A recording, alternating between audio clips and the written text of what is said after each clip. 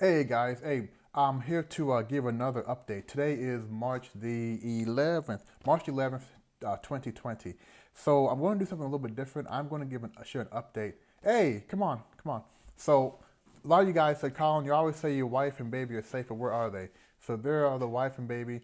Everybody is safe. Everybody is doing good. You can tell he's eating very well, right? So everybody here is doing good. Thanks, honey. In this update, I'm also going to share some tips. I got a lot of feedback. Uh, the biggest part of the feedback was to start sharing some tips on what you guys can start doing as the virus is spreading.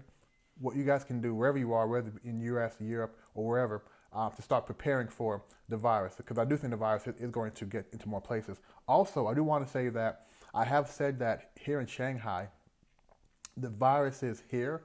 As you guys should know, we have around 81,000 cases in China. The vast majority, probably 75,000, are in Wuhan and Hubei province. Only less than 1,000 here in Shanghai.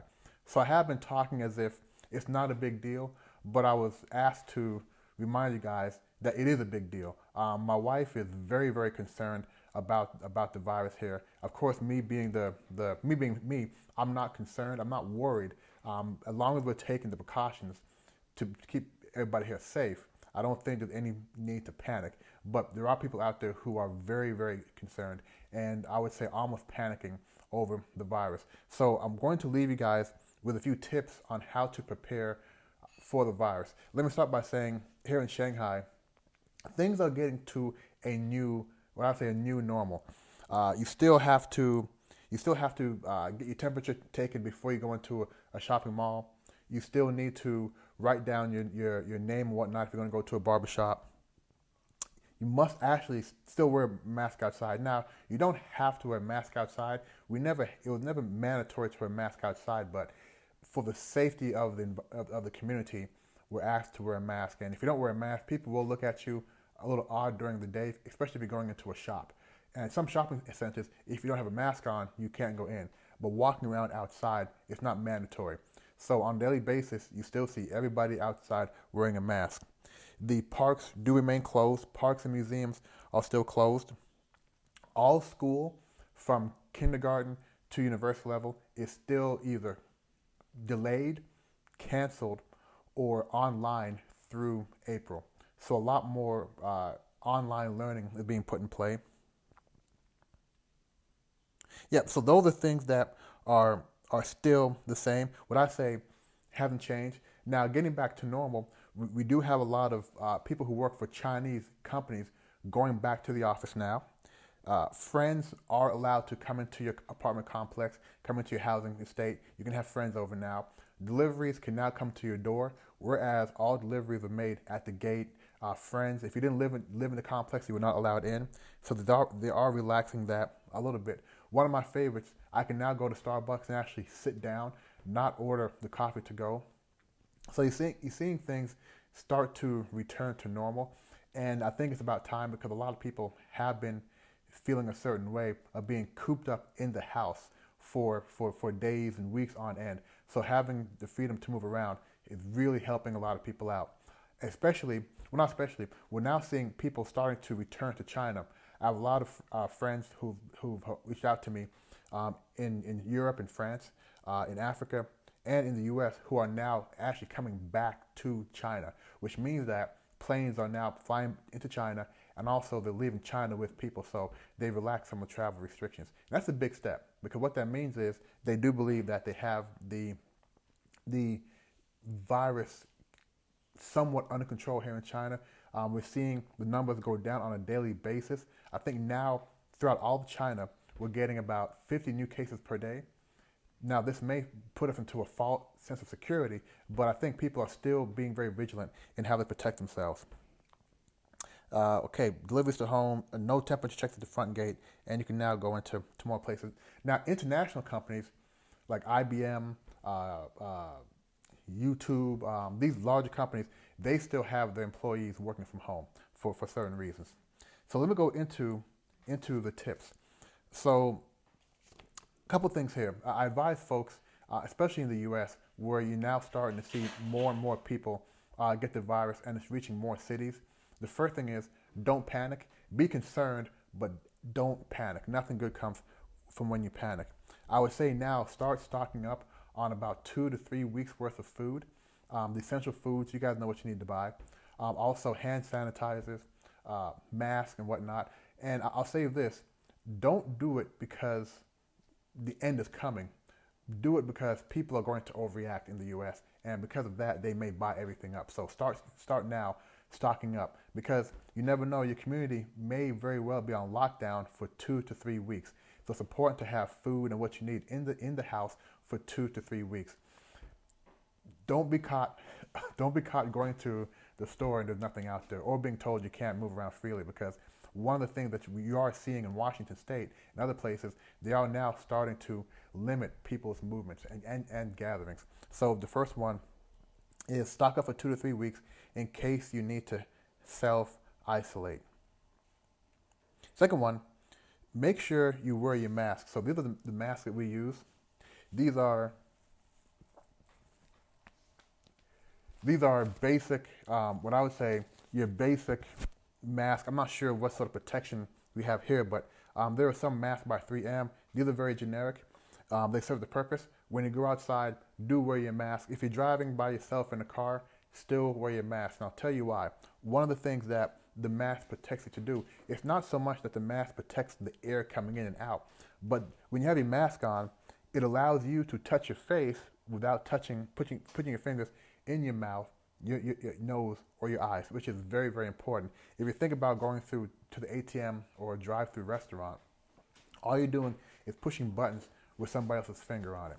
And when you're doing that, you're bringing that on your finger right back into your car. And the steering wheel, touching your car keys, odds are you're not disinfecting those before you touch yourself. So you want to wear the mask when you're outside and make sure that you're doing really a good job of being aware of what you're doing outside. What are you touching, right? What are you touching? What are you bringing back into your environment? So when you are in your car, again, monitor what you're touching. It's a good idea to wipe down your car, and you can wipe down your car with disinfectant. We have, well, I'll show you what we have, because what we've done is we went and we disinfected our house. So all of our doorknobs, remote controls, anything that we touch a lot, we made sure we disinfected. So disinfect doorknobs, keys. It's hard to disinfect money, but we stopped using cash maybe 2 months ago. So if you can use your bank card, use your bank card when possible. Swipe it yourself. Don't give it to anybody else, because again, you don't know where their hands have been. Cell phones. The cell phones are some of the dirtiest things that you can have, right? Fecal matter, everything. So make sure you clean your cell phone twice a day. Remote controls, ATMs. When you go to ATMs, make sure you're constantly disinfecting your hands. Believe it or not, you'd be surprised by how many different things you touch when you go outside that you may not be aware of. So just make sure you have disinfectant with you and you're constantly disinfecting your hands. Now, what we did again, we also have a routine for when we come back in the house. And it's very important that you have a routine for when you return home. And also make sure your family and your kids know about these routines.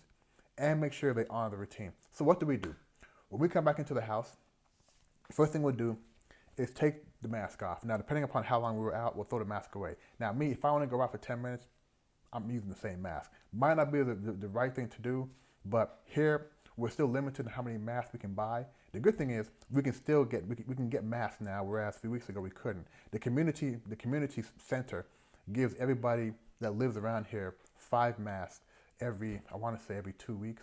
They don't tell us how often we get. The price went up from 0.8 RMB to 1 RMB. 1 RMB is approximately maybe a quarter, right? So it's not very expensive, but the price is going up. What we do, so we come inside, take off the mask. We have this alcohol-based disinfectant. We'll do a pump. I'll wash my hands off, take off my shoes. I'll take off my shoes first, then I'll pump up, clean off my hands. Then we have this spray one. This spray one, I don't know what these are called because it's not in English anyway, but we have this spray one, and we'll spray our shoes, the top of our shoes and the bottom of our shoes, because the virus can exist on the bottom. So we'll do that. And then once again, we'll start disinfecting. Twice a day, we'll disinfect our phone. But when we come in the house, we have that routine. And of course, we're always washing our hands constantly. And I do believe we have a very safe environment inside the house. So So I believe that was stocking up on essential foods, disinfecting your house, wipe things down, doorknobs. Think about when you come back, when you come in from outside, you're touching a lot of things in your house. Wipe everything you can down. Make sure you guys drive much more than we drive. I don't drive here, so make sure you're wiping the interior of your car down as well. Steering wheels, car keys, consoles, your stick drive, your windows. Wipe everything down, and also have that routine for returning home. So again, guys, my last few tips: don't be don't be overly don't be overly nervous. Be concerned, because once you start to get nervous, people start to panic, and you start disrespecting other people. And I've read stories already in the U.S. how people are being alienated whenever they cough or sneeze. So don't go that far. Prepare for being indoors with your family. So prepare for being indoors for maybe a couple of weeks with your family. So buy some board games. I don't know, but be prepared for that, and make sure you can maintain your sanity. If you can't maintain your sanity, call me for some coaching. I'll definitely give you some coaching. And my business has been doing quite well, not because of the virus, but just in this time, and that's a different topic. Anyway, don't panic. Be concerned, not scared.